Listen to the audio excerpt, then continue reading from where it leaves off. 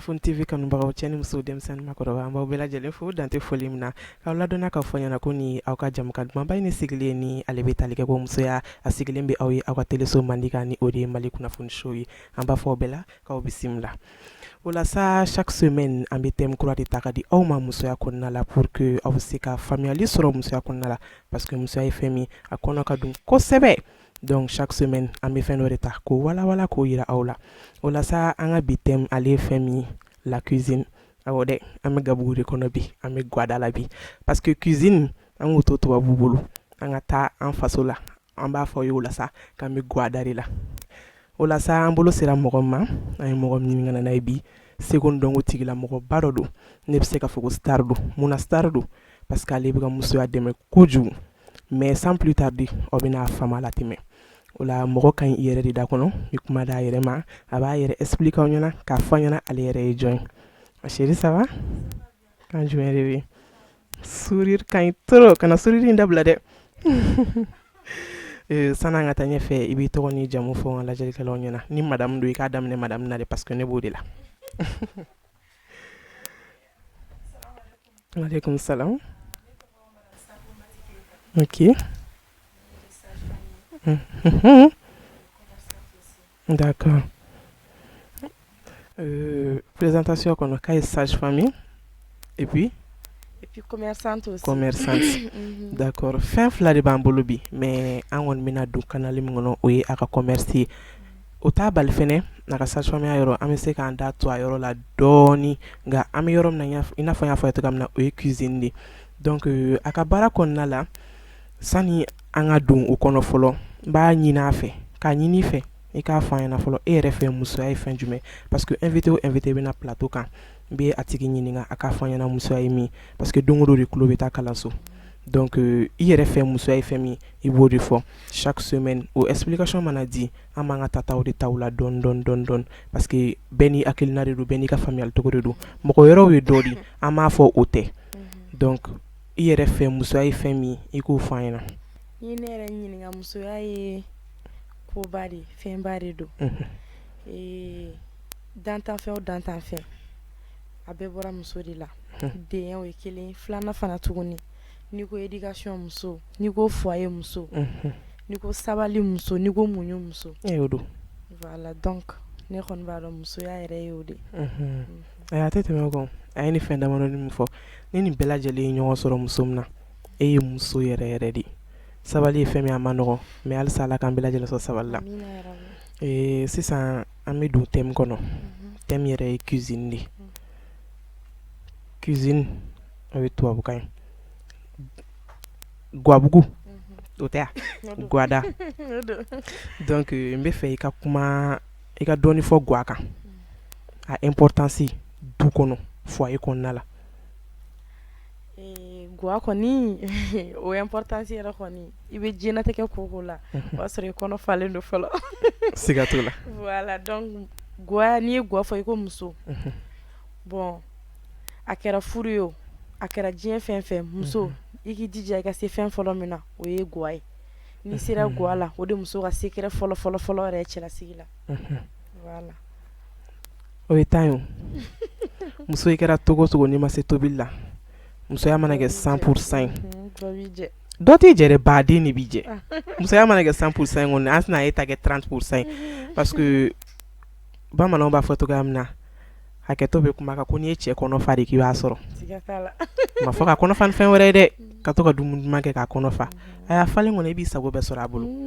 donc muso o muso e bɛ se tobili duman na muso o muso e bɛ to ka spécialu bɔ daganin kɔnɔ kuma bɛɛ ka to ka création kɛ n'a fɔra spécial ma fɔ i ka taa wariba don mun na hali to ye spécial ye tobi togo ɲuman ni ko fɔra donc ka to k'o kɛ kuma o kuma k'o di denbaya ma hali bogotigininw n'a b'aw faso la ka to ka dumuni duman tobi a tumu ma k'a sigi papa ni mama kɔrɔ ka denbaya kɔnɔ fa wala hali ni furu la ka taa don min na u b'a fɔ ni karisa kun bɛ yan donc vraiment o ye ɲuman ye mɔgɔninfin ma quoi d'accord o tɛmɛnen kɔ ka bɔ yen l'importance de la femme muso yɛrɛ nafa cuisine kɔnɔ parce que an ye gabugu de nafa fɔ bien vrai que an ye musow ta fɔ a la dɔɔni mais muso yɛrɛ nafa tigitigi cuisine kɔnɔ muso yɛrɛ nafa tigitigi cuisine kɔnɔ o ye foyer sinsinla yɛrɛ fɔlɔ parce que guwa dɔnniya de don k'a fɔ ko min ta ka nin kɛ ta ka nin kɛ ta ka ɲagami ka di mɔgɔ ma non o tɛ je dirais pas que règlement bɛ cuisine na mais bɛɛ bɛ recette ni fɛnw b'u yɛrɛ mais guwa yɛrɛ kɔni muso f'i ka se k'a dɔn ni ne ye nin kɛ nin na ka nin kɛ nin na o de bɛ na ni nin ye o de bɛ nin di donc o ye guwa sugu dɔ ye bon dɔw fana bɛ yen nɔ o bɛ recette dɔw suit min ta min nin suit o bɛ nin fana kɛ a bɛɛ kɔni guwa ye mais e kɔni b'i jija cogo bɛɛ la muso i ka se tobili kɔni na donc guwa ye je dirais création don parce que ni yɛrɛ kuma dɔ yɛrɛ bɛ sigi i bɛ fɛn dɔ dilan dɔrɔn a bɛ diya i yɛrɛ bɛ tout le temps i yɛrɛ bɛ to k'o kɛ o yɛrɛ ka création ye o ye recette ye mais i kɔni k'i jija cogo cogo la muso i ka se guwa de la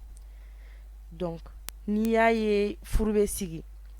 muso mana kɛ so cogo cogo n'a ma tobili kɛ mɔgɔ na to kɔngɔ kɔnɔ na ou bien soit n'i ma dumuni duman bɔ daga la yɔrɔ kɔni tɛna se ka dun a bɛ fɔ u na ni tɔɲɔ ye surtout minnu bɛ dubaw la soit hali min tɛ duba yɛrɛ la hali n'i kelen i cɛ kelen n'i ma se ka dumuni duman d'a ma a don a bɛ sigi a bɛɛ bɛ ɲɔgɔn lajɛ i yɛrɛ na maloya k'a ka nin kuma yɔrɔ sɔn ji la an bɛ entrepreneur baw ye bi muso entrepreneur baw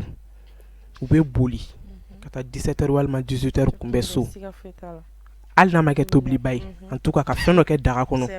ka patron kunbɛn n'o ye donc muso i mana kɛ togo togo i kɛra star ye o i kɛra entrepreneur ye o i mana k'a sugu sugu ye i nafa bɛ gabugu kɔnɔ gabugu kɔnɔ ye muso de ta ye wa muso place ye cuisine de kuma in min diga an na kɛ mais tiɲɛ don mais a n'a fɔ togo de don n tɛ tiɲɛ tigitigi la muso place ye cuisine de muso man tɛ k'i ka tobili to mɔgɔ si bolo mais ko dɔw bɛ na ni ko dɔ de voilà donc muso vraiment an ka hakili to an ka gabuguda la a ka fisa kosɛbɛ dɛ hali anw yɛrɛ ɲɛ b'anw parcours la anw bɛ bɔ yan ka taa ni maquillage dɔsi ka bɔ an na de ka ni fugulan ninnu bɔ an kun na ka sɔrɔ ka taa guwada la ka duman bɔ gatigikɛ bɛ content voilà ok sisan nɔ rubrique dɔ de b'an bolo ko rubrique yala yala an bɛ don o kɔnɔna la fɔlɔ an bɛ sɔrɔ ka na ni ko tɔw ye surprise bɛ yen dɛ duman dama de bɛ yan nɔ bi aw yɛrɛ bɛ sɔn an ka duman ninnu kasa mɛn k'aw sigilen to yen voilà sisan nɔ an ka o rubrique ale bɛ tali kɛ min na dɔgɔkun o dɔgɔkun émission kɔnɔna la an bɛ don dugu kɔnɔ de ka mɔgɔw ɲininka thème min b'an bolo pour que an bɛ se ka public fana ka avis sɔrɔ cogoya min na sisan nɔ an ka bi rubrique kɔnɔna la an donna dugu kɔnɔ an ye mɔgɔw ɲininka an ka thème na ni o de cuisine guwada nafa muso nafa fɛnɛ gabuguda la an ye min sɔrɔ o la an ka jango la ɲɔgɔn fɛ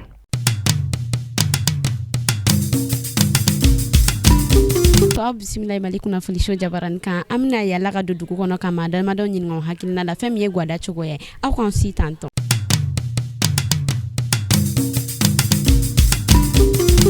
umu fane n bɛ dɔ fɔ gada a ma nɔgɔn sisan dɛ walayi ne den fɛnw bɛɛ ka gɛlɛn sisan tigadɛgɛ tɛ se ka sa ɲugu tɛ se ka sa jɛgɛ tɛ se ka sa sogo tɛ se ka sa a ma nɔgɔn dɛ walayi ko faamaw ka wuli k'u jɔ an ye walasa nɔgɔya ka don kow la n'o tɛ a ma nɔgɔn dɛ an ka fɛn bɛɛ de gɛlɛyalen don an ka marchandise bɛɛ de gɛlɛyalen don a bɛɛ an ka sogo tɛ se ka sa jɛgɛ tɛ se ka sa y'a ye ne yɛrɛ ye jɛgɛ feerela de ye walayi a ma nɔgɔn fɛn bɛɛ de gɛlɛyalen don jɛgɛtigiw kɛlen ka dɔ fara u ka jɛgɛ da kan sogotigiw kɛlen ka dɔ fara a kan nafɛntigiw kɛlen bɛ ka dɔ fara u ka nafɛn bɛɛ kan tiɲɛ na a ma nɔgɔn dɛ faamaw ka wuli k'u jɔ u k'an dɛmɛ dɔ ka bɔ fɛnw da la o de kun don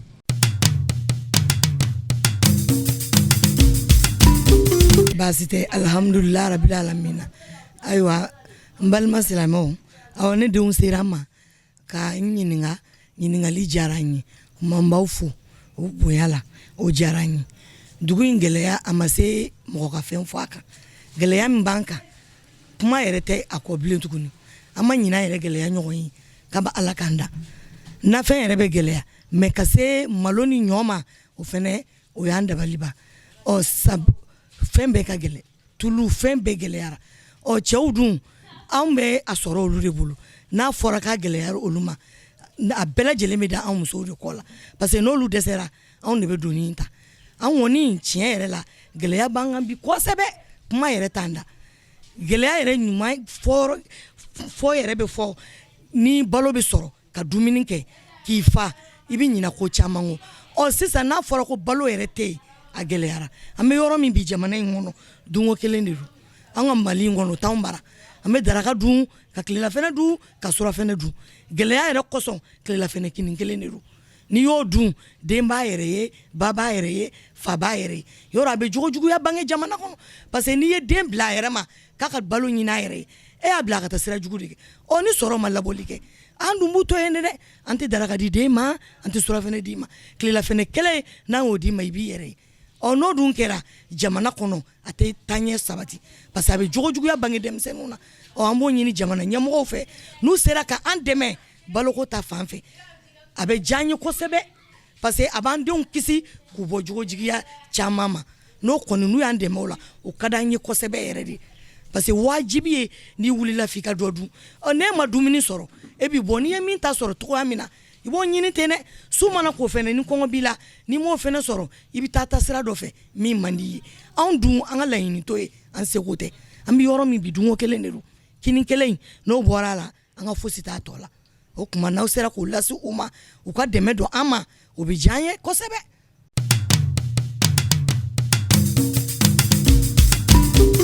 Sitan bagayo gada kɔni cogoya min kɛra gɛlɛya dan bɛ gadalamɔgɔw kan bi dɛ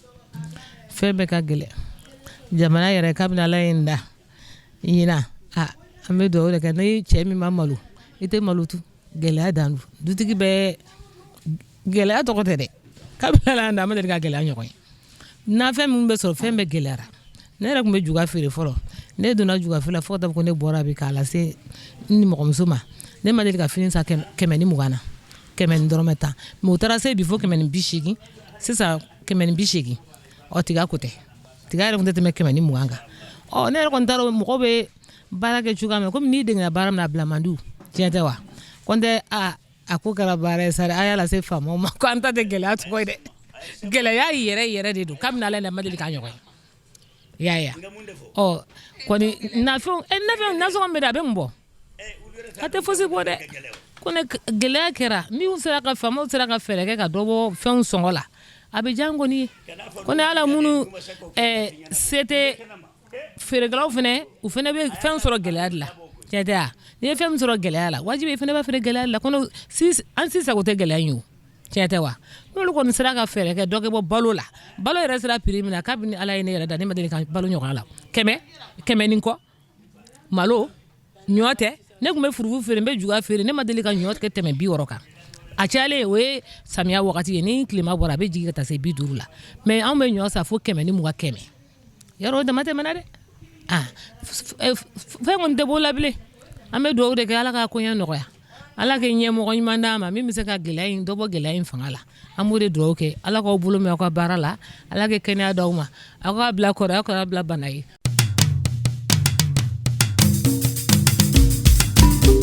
Ne tɔgɔ Ndi Jara an kɔni bɛ ga kɔnɔ ga ka gɛlɛn dɛ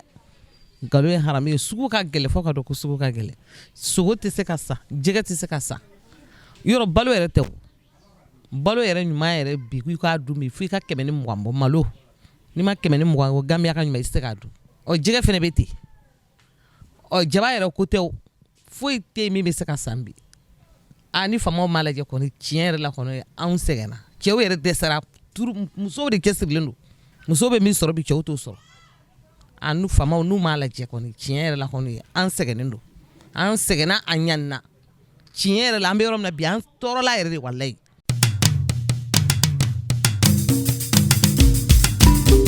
Auzubillahi min shaitanir rajim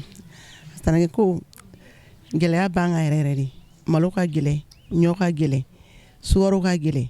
nafɛn o de tɛ se ka san yɛrɛ jaba tɛ se ka san fosi tɛ se ka san gɛlɛya b'an kan yɛrɛ de yɔrɔ sɔrɔma pase yɛrɛ kɔni tɔ o yɛrɛ ta ye gɛlɛya dan ye bi cogoya min Ala de b'a dɔn fosi tɛ ka bɔ sɔrɔma pase yɛrɛ la bilen dɔ de bɛ ka fara o kan k'Ala ka Mali ta faga Ala ka da sin ma mais a k'a lajɛ a k'an lajɛ ten fantanw de fana bɛ jamana kɔnɔ k'a ka fantanw lajɛ k'olu de bɛ jamana kɔnɔ a ka hinɛ an fana la a ka dɔ bɔ ko dɔ ka bɔ ko dɔw la o de ka ɲi Ala ka Mali ta fanga da an ma ani silamɛden bɛɛ lajɛlen an ta ni walitaw bɛɛ ya rabi Ala ka barika don a ka fanga la Ala ka sababu ɲuman d'aw yɛrɛ ma Ala ka si da aw yɛrɛ ma Ala ka kɛnɛya d'aw ma Ala ka laban ɲuman da aw yɛrɛ ma.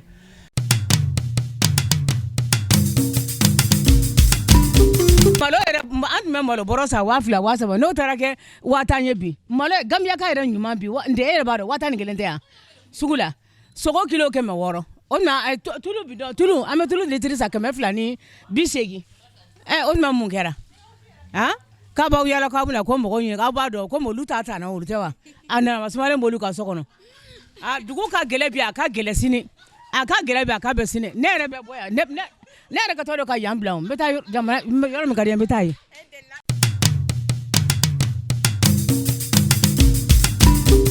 Mali kunnafoni show jabarani lamɛnbagaw an ka yala yala kɔnɔna na an ye min sɔrɔ k'a fɔ an ɲɛna o de ye nin ye donc aw kana ɲinɛ k'a like k'a abonner k'a partager aw k'an bɛn siɲɛ wɛrɛ.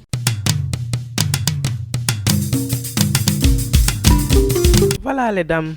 an ka bi rubrique yala yala kɔnɔna la an ye ne sɔrɔ ka yira aw la. Ok, sisan o tɛmɛnen ka bɔ yen an bɛna i ka entreprise yɛrɛ kɔnɔna la sani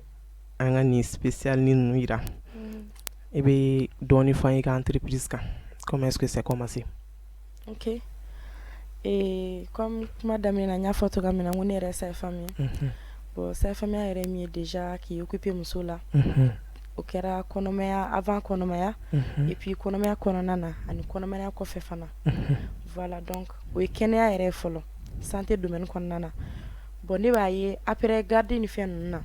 Isegene babina. Comme ya photo kamera imana bo dien fen la muso ibi segi bini ka gwari ke bon ni bora garder ni fait on est tellement épuisé ibina jaba susu ya fait ibina ni na fait on ka fait bon franchement j'ai vu que c'était épuisant donc ni nana ye mi nyere ka nyere nya dam ni nyere de tala folo nyere be ngai pisu la nyere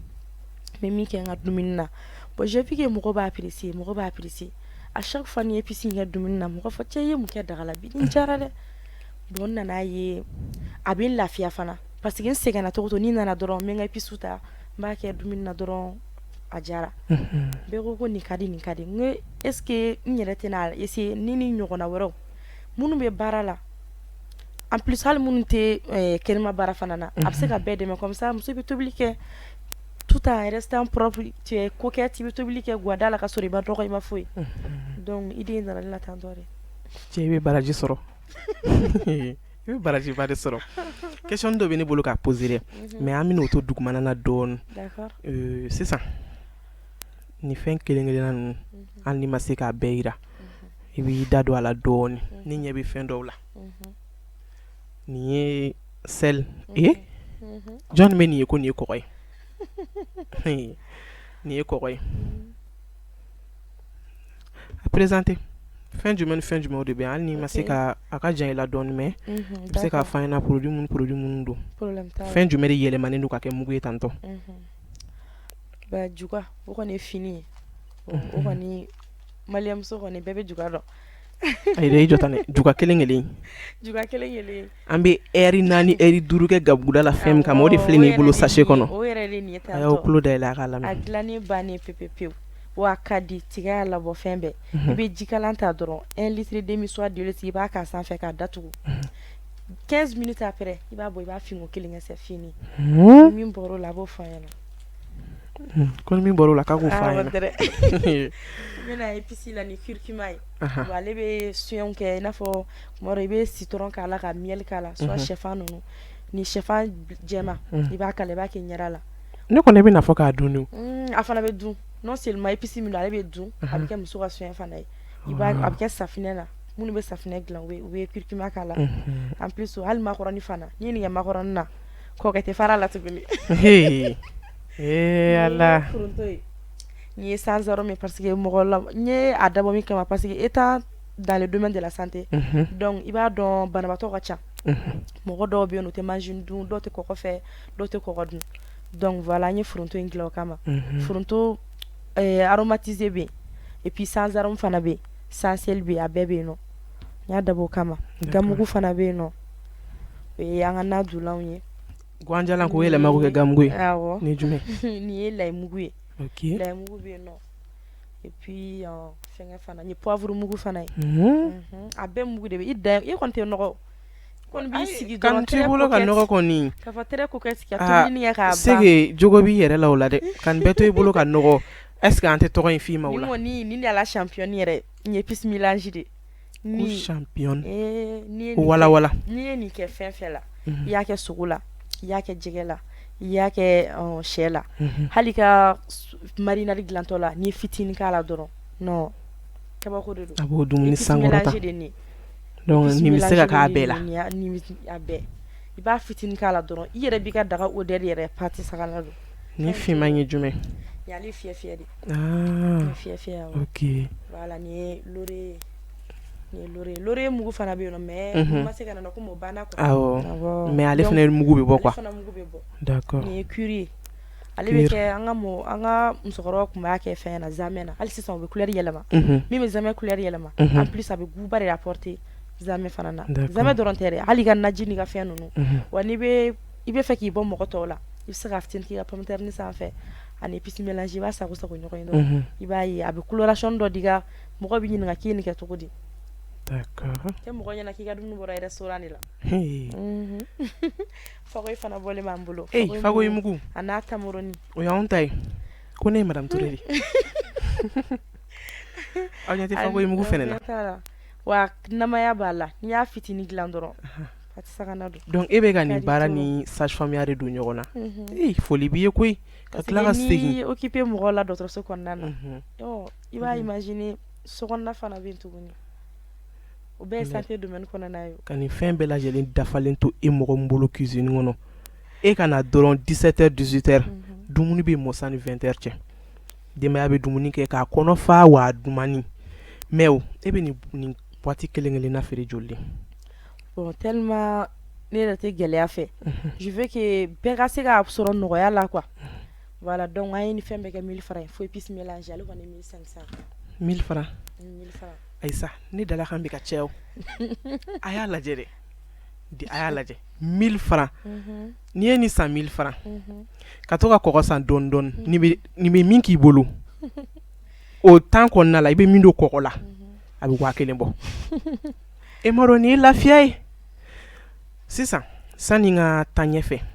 mɔgɔ dɔw kɔnɔ ko nin fɛn bɛɛ sanni sani kuma in ka janya hakɛtɔ bɛ kuma in kan parce que kuma in kɔnɔ ka don dɔɔni mɔgɔ dɔw kɔnɔ ko ka nin bɛɛ to mɔgɔ min bolo k'i ye muso salibagatɔ ye n bɛ fɛ i ka caméra lajɛ i k'i adresser mɔgɔw la sensibilisation dɔɔni quoi pour que mɔgɔw b'a faamu ko fɛn min don salibagatɔya tɛ mais a dabɔkun ye lafiya de parce que i b'a ta k'a lajɛ sisan nɔ diɲɛ bɛ ka taa cogoya min na bɛɛ bɛ ka dɔ k'i yɛrɛ ye ni min ma kalan i b'a sɔrɔ o bɛ métier la walima o bɛ commerce la pour que a bɛ évolution nɔfɛ quoi donc ni diɲɛ bɛ ka taa ɲɛfɛ il va falloir k'an yɛrɛ ka taa nɔfɛ donc ka a fɔ mɔgɔw ɲɛna ka a yiru la vraiment salibagatɔya tɛ a dabɔkun ye lafiya de a dabɔkun ye du yɛrɛ évolution de parce que e mana na heure dɔ la k'i bɛna daga sigi sotigi mana n'a sɔrɔ daga dumuni ma mɔ a kuma ka ca soit i bɛ furu bila danger la soit i b'i ka baara bila danger la donc nin kɛkun ye de pour que k'o nɔgɔya ka na ni bɛn ye ne ye dɔ fɔ a la dɛ mais n bɛ fɛ i yɛrɛ ka a walawala an ye dɔɔni quoi. Ok, y'a faamuya. Comme y'a fɔ cogoya min na sisan an bɛ ka évoluer ka taga fɛ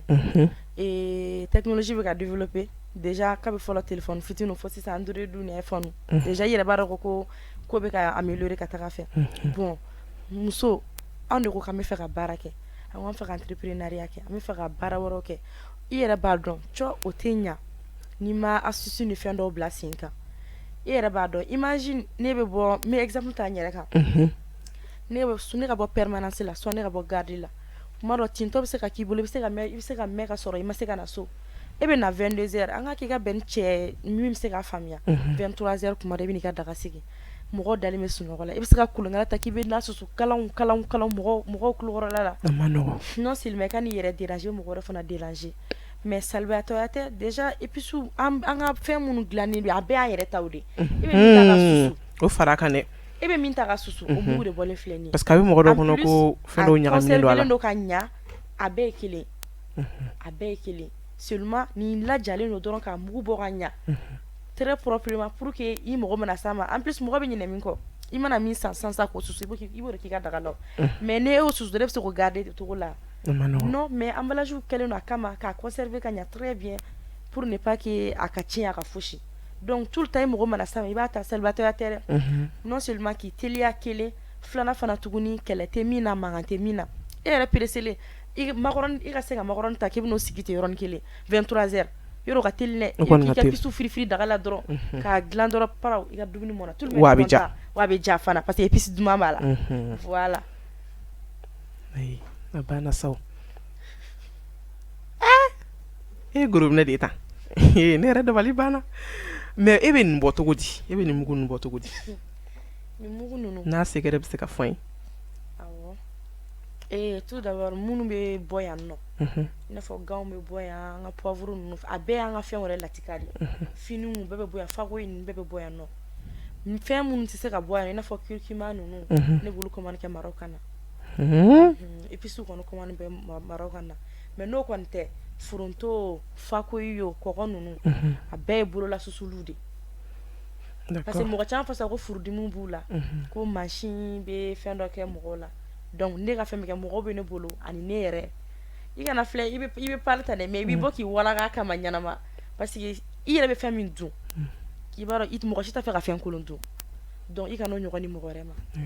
voilà vraiment Mati chapeau à toi courage de bɛ nin ko fɔ ani dusukolo halisa ala ka entreprise avancée ka tɛmɛ nin bɛɛ kan ni ye usine n'i bolo ta i t'a dɔn ala ka kɛ usine ye d'accord vraiment fɛn min don diɲɛ fɛn o fɛn gɛlɛya b'a la nɔgɔya b'a la i tɛ nɔgɔya sɔrɔ fɛn foyi la i ma tɛmɛ a gɛlɛya kan fɔlɔ i bɛ ka nin parcours kɛ cogoya min na an bɛɛ b'a dɔn hali ni yɛrɛ m'i da don a la vraiment ko i b'a kɛ wɔsi de la i b'a kɛ gɛlɛya de kɔnɔ parce que i bɛ baara wɛrɛ kɛ min tɛ nin ye i ka temps yɛrɛ t'i permettre mais k'a kɛ anw musow lafiyali kama ka tila ka bere kɛnɛ da sɔngɔ kun 200 Mati mana ka numéro bila émission laban na n'aw ma Mati wele n bɛ jigin aw la e ye nafa jumɛn de sɔrɔ baara in na a daminɛ ni bi cɛ a daminɛ ni bi cɛ komi i y'a fɔ cogoya min na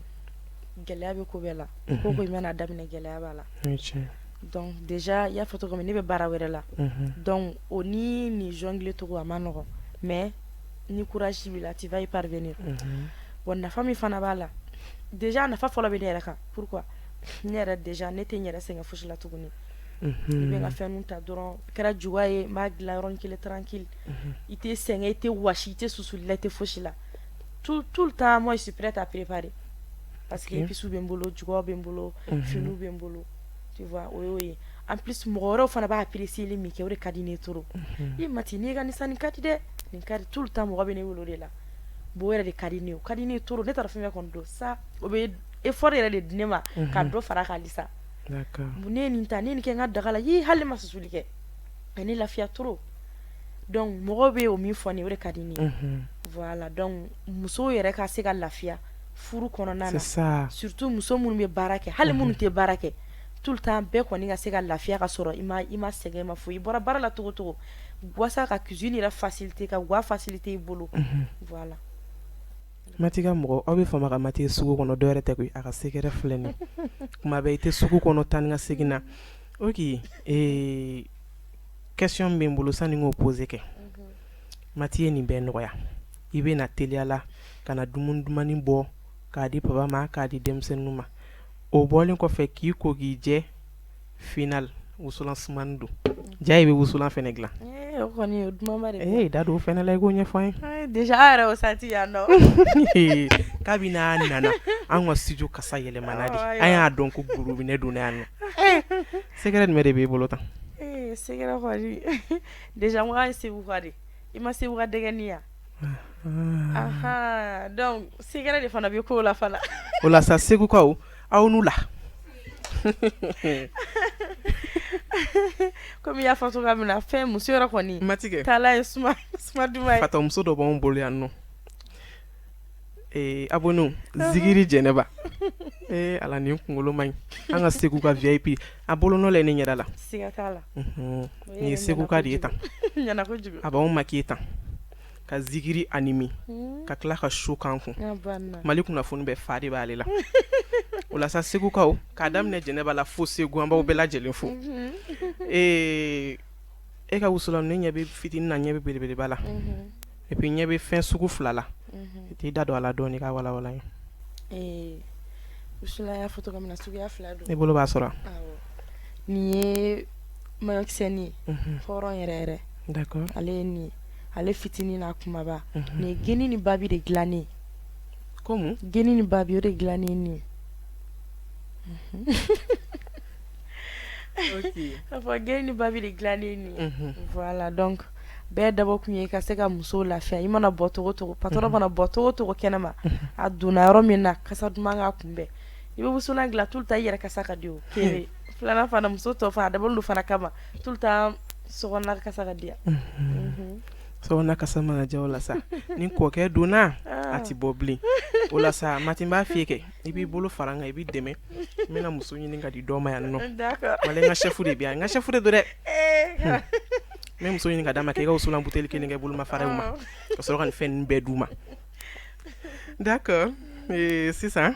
émission kɔni bɛ ka a sɛnsɛn ka se dɔɔni Mati dans l'avenir inchallah projet jumɛn de bɛ e bolo nin bɛɛ la dans l'avenir projet min bɛ ne bolo comme déjà baara in yɛrɛ ma nɔgɔn a ma nɔgɔn ma nɔgɔn franchement bon hali ni i tɛ baara wɛrɛ la hali ni i tilennen don nin baara dɔrɔn ma a ma nɔgɔn donc surtout financièrement a ma nɔgɔn donc an ka baara yɛrɛ ka gɛlɛn min yɛrɛ la walasa mɔgɔ wɛrɛw bɛ se k'a lakodɔn cogoya min na a lakodɔnni ka gɛlɛn a ma malgré i bɛ publicitéw kɛ i bɛ fɛnw kɛ i bɛ tiktok kan i bɛ fɛnw kɛ i bɛ ka fɛnw pub kɛ mais an bɛ fɛ halisa a ka ladɔn ka taa fɛ o ye kelen filanan fana tuguni inchallah a ka di bɛɛ i ka usine i yɛrɛ k'i ka fɛn i n'a fɔ baramuso y'a kɛ cogoya min na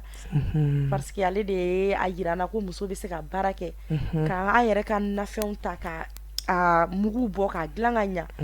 voilà o ye ne yɛrɛ ka référence ye fɔlɔ d'accord voilà déjà donc ka se ka un jour ka se ka n ka entreprise dayɛlɛ ko Mati concept a produit bɛɛ b'a kɔnɔ donc n yɛrɛ ka équipe ka kɛ n bolo ka jɛ an ka jɛ ka machine ka kɛ n bolo tel que min bɛ se k'a to i bɛ se k'a dilan ka ɲa sainement ka sɔrɔ mɔgɔ ma bana mɔgɔ ma foyi voilà vraiment o y'a importance ye donc a ne mun ne y'a faamu an filɛ nin yɔrɔ min na sisan Mati mago bɛ usine yɛrɛ de la o de ye projet ye a kelen mago t'a la dɛ an bɛɛ de mago b'a la parce que a b'a dilan anw de ka lafiya kama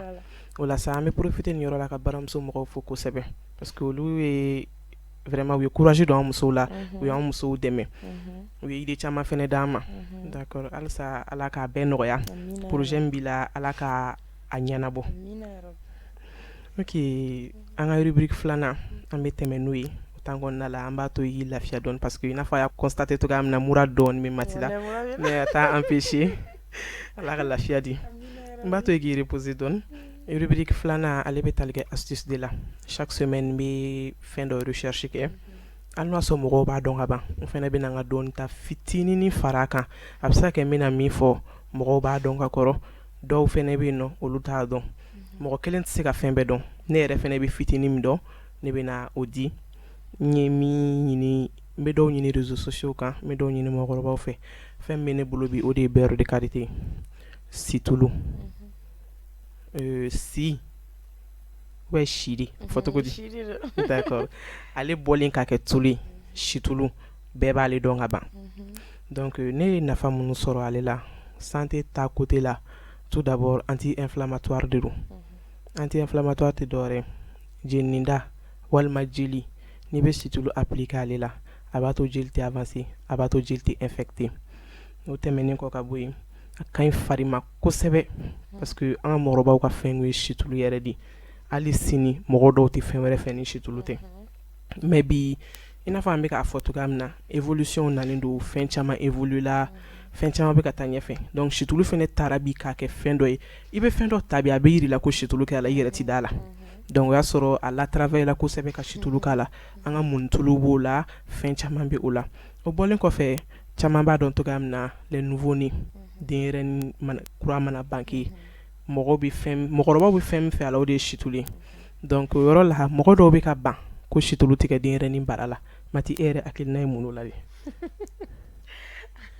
ka nin question in nɔ déjà moi je savais pas an t'a conseillé ka situlu ok se k'an karila ɲɔgɔn na o la dɛ dɔ ɲɛfɔ ko situlu tɛ kɛ i b'a dɔn fɛn min don bɛɛ n'i ka hakilina de don aw fɛnɛ b'a fɔ a t'a fɔ kojugu la kun dɔ de kama a b'a fɔ parce que bidenw fɛnɛ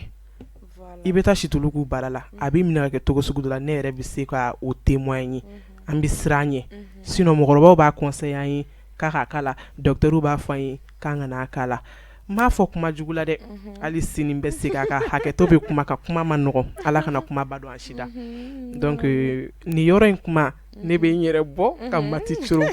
donc n y'a fɔ n ko an bɛna sage-femme ya don kuma in kɔnɔ a na yɔrɔ de filɛ ni ne kun bɛ ne bolo situlu kan n y'a fɔ cogoya min na fɛn damadɔni de kun don donc ni aw yɛrɛ bɛ min dɔn aw b'o fara kan mais ka yira aw la k'a fɔ ko situlu ye fɛn min fɛn nafamaba de don fɛn valeur ma de don an ka fɛn kɔrɔlenw de don donc an ka sigi a ma an ka to a kan halisa donc Mati an b'i bolo. Déjà y'a fɔ cogoya min na situlu ye crème hydratante don a bɛ farikolo magaya a bɛ laxi mana di farikolo yɛrɛ ma parce que vitamine bɛ ne fɔ vitamine A b'a la vitamine E b'a la olu bɛɛ b'a la ainsi de suite donc effet yɛrɛ secondaire tɛ situlu la o kun ye fɔlɔ ye o kun ye fɔlɔ de parce que sisan bɛɛ wulila ka don fɛn dɔw dilanni na k'a sɔrɔ u t'a ɲɛɲini u t'a domaine kɔnɔna na o de la sisan situlu bi i yɛrɛ ɲuman na k'i bɛ fɛn dɔ a bɛ yir'i la ko nin ye situlu tɛ da la voilà donc mɔgɔ caman bɛ fɛn transformer u bɛ fɛn minnu k'a la mɔgɔ t'a dɔn fɔlɔ i kun bɛ situlu ɲanama kura ni i b'a ye f'i bɛ ɲɛ b'a fɔ odeur zéro o kun ye fɔlɔ de mais sisan fɛn wɛrɛw bɛ kɛ situlu la k'u b'a dilan mais e t'o ye an bɛ taa situlu ta ka kɛ den bara la n'i ye dɔgɔtɔrɔ ko k'a tɛ kɛ den bara la fɔlɔ a kun tɛ fɔ mais sisan de a fɔra mun na parce que yɛlɛma donnen don kow la donc ni e b'a fɔ ko n ye situlu kɛ den bara la a y'a kɛnɛ i b'a sɔrɔ i bɛnna situlu ɲuman de ma mais n'i bɛnna kolon fana ma donc ne y'o k'a la n'a nana den bara fana tiɲɛ donc o de problème ye o de y'a to c'est préférable k'i kana kɛ den bara la ni dɔgɔtɔrɔ ye min d'i ma i b'o k'a la o de ɲɔgɔn na tɛ parce que sisan fɛn bɛɛ yɛlɛmalen don a dabɔkun y'o dɔrɔn de voilà aw y'a faamu u t'a fɔ kojugu la u t'a fɔ ka musokɔrɔbaw kan sɔsɔ a dilanlen don sisan cogoya min na an t'a dɔn sinon fɔlɔ mɔgɔkɔrɔbaw tun b'a utiliser a tun tɛ fosi kɛ mais sisan nɔ fɛn bɛɛ dilancogo yɛlɛmana a bɛ se ka kɛ fɛn minnu b'a la denyɛrɛnin kura bangelen a fari tɛ fɛn bɛɛ supporter donc a fɔkun y'o de ni docteur y'an conseiller cogoya min na donc an ka tɛmɛ ni o sira ye an bɛ docteur bɛɛ lajɛlen fo sage-femme aw ni cɛsiri aw ni baara aw bɛ baara la koyi mais don n'a nataw la ne bɛna Mati inviter tuguni k'a fɔ aw ɲɛna k'a bila dɛ ka tila k'a fɔ a yɛrɛ ɲɛna awɔ o dun an bɛ gabuguda to yen an bɛ na santé la inchallah n'ala sɔnna ma o bɛ kɛ ala timɛ voilà Mati émission bɛ ka se a kuncɛyɔrɔ ma folikan jumɛn de b'e bolo ka di i ka patients i ka abonnés i ka clients papa chéri ani an lajɛlikɛlaw bɛɛ lajɛlen komi i y'a fɔ cogoya min na ale de patron ye fɔlɔ an bɛ foli ɲɛsin ale ma fɔlɔ n'i bɛ foli lase ale ma i bɛ finesse dɔɔni fara kan i ka finesse ninnu ma nɔgɔn dɛ mais caman fara kan tuguni i k'ale fo madame Touré ma ɲi nɔ dɛ n ka foli bɛ n furukɛ ɲuman ye n'o ye Bubakari Sako ye déjà ale bɛ n soutenir kosɛbɛ mana baara o baara an ta a bɛ n dɛmɛ a la surtout kabini ne baara daminɛ a b'a dɔn nin baara kɔnɔna na étiquette ma nɔgɔn mais ne tɛ étiquette prix dɔn parce que imprimerie b'ale bolo prendre solution donc ne yɛrɛ ma deli ka étiquette yɛrɛ san ne t'a fosi dɔn i b'a fɔ dɔn ne mago bɛ nin na min ka idéw f'a ye mais a b'a dilan ka diyan mana fɛn fɛn an ta min a bɛ n dɛmɛ a la n'i y'a ye i b'a fɔ ko Mati ale de bɛ ne kɔ d'accord voilà an b'a fɔ kosɛbɛ o mana bɔ yen nɔ n bɛ parents fo parents sigilen don Segu alhamdulilayi n b'olu fana fo parce que ne fana mana fɛn fɛn daminɛ olu kɔni ko Mati ko min dɔrɔn n'a sɔrɔ ɲuman don kɔni an ka taga u bɛ n conseiller en même temps puis jumelle fana n'o yɛrɛ bɛ fana yan nɔ Aïchata Masara Aïdara ale kɔni ale ye moitié ye dɛ n'i ko Mati dɔrɔn i ko ale de fosi ne tɛ fosi kɛ yan nɔ k'ale sen t'o la an Aïcha tɔgɔ tɛ foyi kɛ k'a tɔ to n'est-ce pas n tɔgɔma an b'i fo kosɛbɛ halisa ala k'aw kafolen to amina yarabi k'an parents bɛɛ fo n sœurs fo k'a yɛrɛ y'a fɔ cogo min na n bɛ n ka clients fo halisa Mati concept nana comment dirais-je musow ka dɛmɛli de kama ka musow satisfait surtout minnu bɛ baara kɛ voilà d'accord foli diyara an ye sisan i ka baara ninnu a fila bɛɛ malgré que an taara nin kɔnɔna la bi mais mɔgɔw y'a faamu k'a fɔ ko i ye sage-femme ye i bɛ nin fɛnɛ kɛ donc an mako ba de bɛna se e ma don tɛ bi ye émission fɛnɛ lajɛlen kɔfɛ mɔgɔ caman fɛnɛ mako bɛna se ma donc ka numéro di i bɛ sɔrɔ numéro min na à tout moment ok Ne ka numéro est 71 60 99 23. Ok, c'est 40 secondes. 71 60 99 23. D'accord. Yo wele dɔrɔn i bɛ mati yɛrɛ sɔrɔ ligne na wa. I bɛ mati yɛrɛ de sɔrɔ. Et puis a bɛ numéro ta, a bɛ numéro bɛɛ ta. A gentililen don, a bɛ mɔgɔ accueillir ka ɲa, a bɛ n'a ye numéro ta fɛnɛ vraiment aw tɛ tiɲɛ a la. Ala kuma fɔ cogo dama o b'a jira k'a fɔ ko mɔgɔ ɲɛnama don. O la sa ne b'a ɲini aw fɛ. Aw ka mati wele baara canal le kɔnɔ. N'aw kɔni y'a wele k'aw bɛ sanni de k'a kun, n'a y'a wele fɛnɛ conseil de kama, a bɛ à tout moment. Voilà, i da sera ma ko aw b'a ka feerefɛnw bila TikTok sanfɛ. E ka TikTok tɔgɔ ye jumɛn? Mati Concept. Mati Concept. I y'a fɔ entreprise yɛrɛ tɔgɔ. Voilà, o tɔgɔ. D'accord, o faamuna. Mati i nana an ka wele jaabi a diyara n ye. An y'i ka baara faamu, an y'a ye k'a fɔ a objectif yɛrɛ ye min ye. Halisa an bɛ dugawu de kɛ Ala ka fanga don i la, ka barika don i la, ka se d'i ma halisa. Ala ka entreprise taa ɲɛ. I nana an ka wele jaabi a diyara n ye kojugu. Ne b'aw yɛrɛ fo kosɛbɛ kosɛbɛ parce que ni initiative min ye kɔni n'aw comment dirais-je ni initiative de b'a to anw fana bɛ lakodɔn sinon ni nin t'anw bɛ dibi la wa ni ɲɔgɔnna caman i b'a sɔrɔ projet ɲumanba de bɛ musow fana bolo ka farali cɛw fana kan mais comme musow de bɛ an bɛ kuma ni musow ta ye ni ɲɔgɔnna idée ɲɛnamaba de bɛ musow bolo mais le problème est que u ma lakodɔn ou bien publicité ɲɛnama tɛ ka k'u ka produit la or que produit ɲɛnama yɛrɛ yɛrɛ de b'u bolo soit projet ɲɛnamabaw b'u bolo donc aw ka nin émission franchement je ne sais pas comment vous remercier franchement wallahi diyara ne fo ka dama tɛmɛ foli diyara n ye ani cɛ yɛrɛ merci Mali kunnafoni show kanubagaw ayiwa yɔrɔ a ye caman faamu bi ta in na dɛ bi ta in yɛrɛ kun ka di togoya min na don bɛɛ de ta ka di mais don bɛɛ ta n'a nafa de don a kelen kelenna bɛɛ n'a nafa de don aw ɲɛ bɛ bi ta la an kun bɛ gabugu de kɔnɔ pour que ka cuisine facilité ka foyer nɔgɔya ka faamuyali caman sɔrɔ foyer kɔnɔ ka na ni bɛn ye Mati filɛ ne ka wuli k'a bolo fila ta ka baara dɔ de kɛ ka di anw ma a kan ka fo la dɛ donc a bɛ numéro in taper pour que dans l'avenir ko bɛ se ka nɔgɔya togoya min na voilà ni ne tun bɛ anw bolo bi ka yira u la j'espère que aw ye caman faamuya la an b'a fɔ aw ye o la ko à la prochaine inchallah